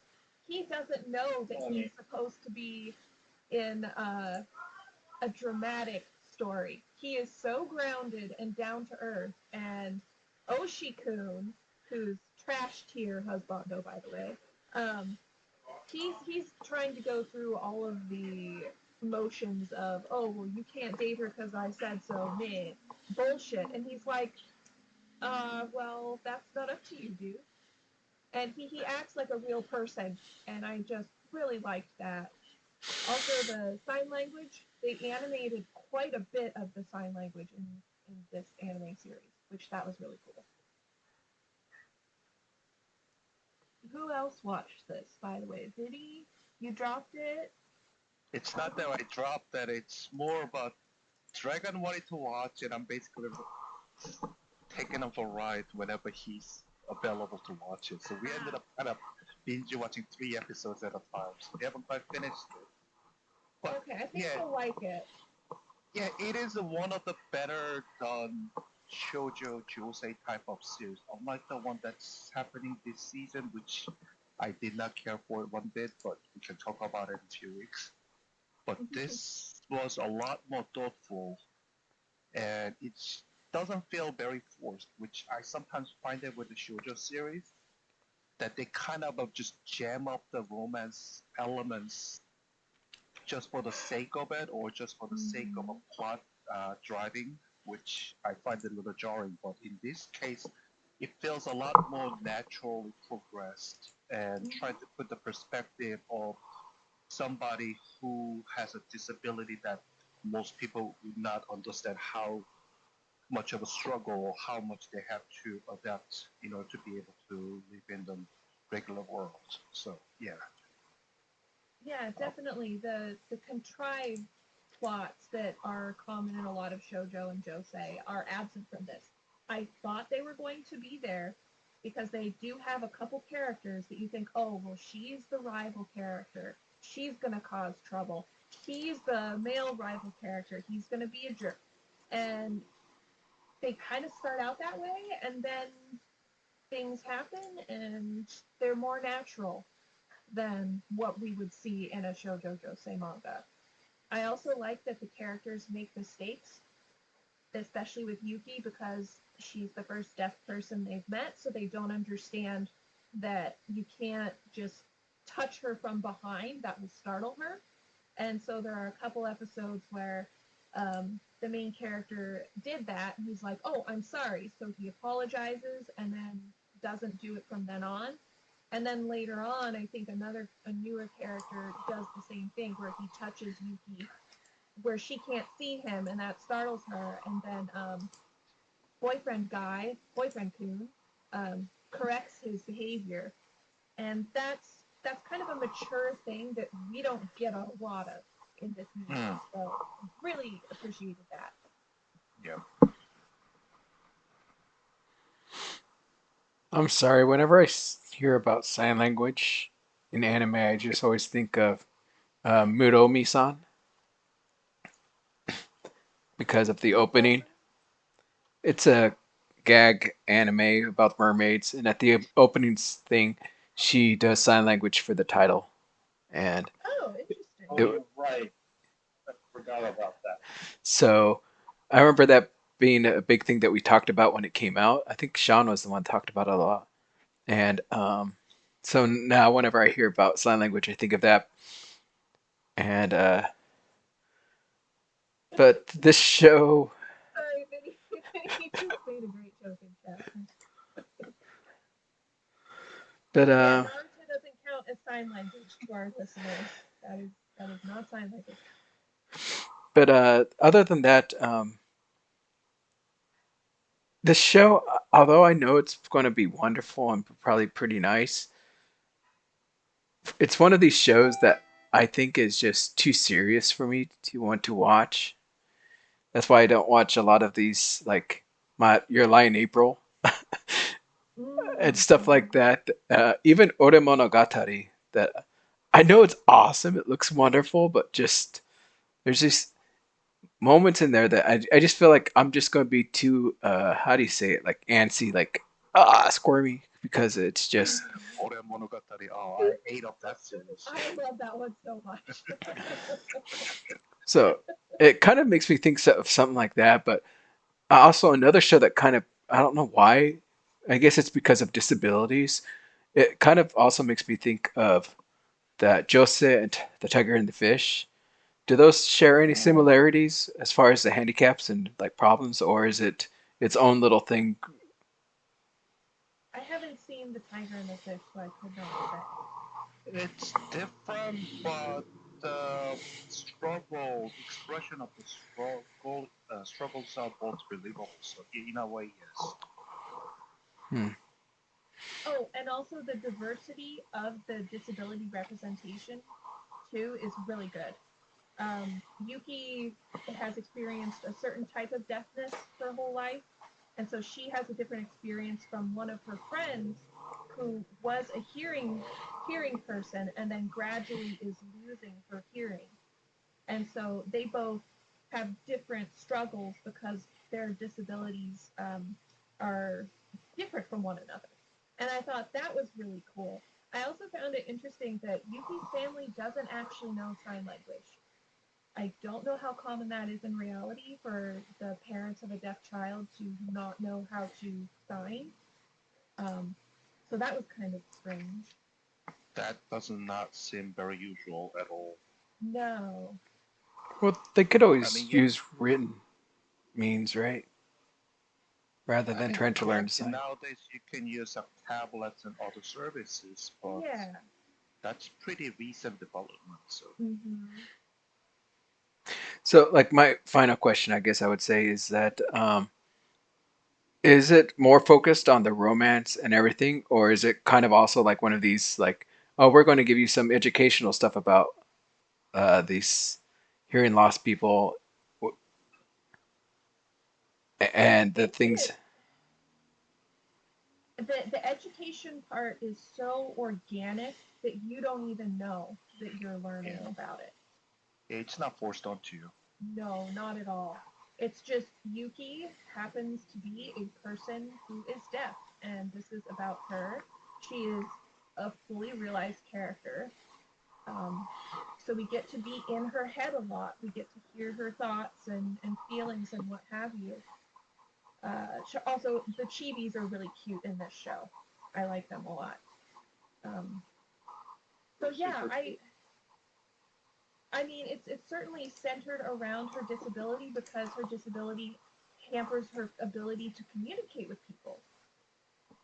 But yeah, there we go. Just cute little face. I think the only two shows that I've seen with deaf characters in anime are Ranking of Kings, and I believe that Yubisaki to Renren does a better job of the representation. Um, and the other one is Gangsta, who had a secondary character who was deaf, and I believe his voice actor was also deaf. So that was neat. But the signing in that one was very limited. What about a silent voice? I haven't seen that one. You haven't seen that I movie? have, yeah, Oh, I have not seen it. oh my goodness. What are you doing with your life? I'm just kidding. Not much, apparently. All right. That should be it. I will say though, I did pick up Un Unluck Undead or Undead Unluck due to Albert's recommendation, and it's awesome. Um, so good. Thank you for that. But Sure. anything else? I'm trying to look through here to see if we're missing anything major, but it doesn't look like it. Um, there is going to be the anime movie on April 16th, no, 26th, for Spy Family, I believe. So we do have that coming up. And And then Gundam Seed movie is also coming up oh yeah, they had that big time advertisement at at the con. yeah. How many episodes was that series again? It was like 70 some, or I swear it was pretty long. Well, there are two seasons, so there was the original Gundam Seed, and then there's a sequel series, which I have a lot of issues with. Seed Destiny. That this movie has been in the rumor mill for the last since Seed Destiny ended. Frankly speaking, I did not particularly ever see the light of day, but yeah. All right. Other than that, thank you everyone for joining me. Um, once again, sorry about this being uploaded versus being live, as bad connection where I'm at. So I like to thank those who are watching this afterwards for putting up with that. And I'd like to thank you three for always being here every week, uh, every anime weekend, I should say. But Alan, do you have any announcements, or should we just say bye to everyone?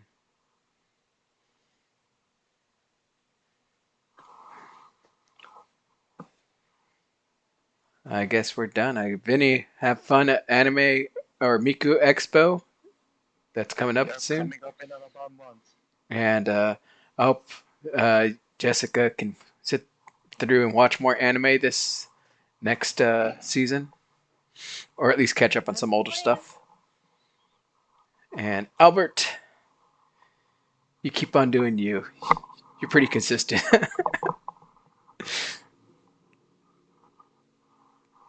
But Right. thank you. Bye bye, everyone. Bye. Bye. Bye bye. Stop.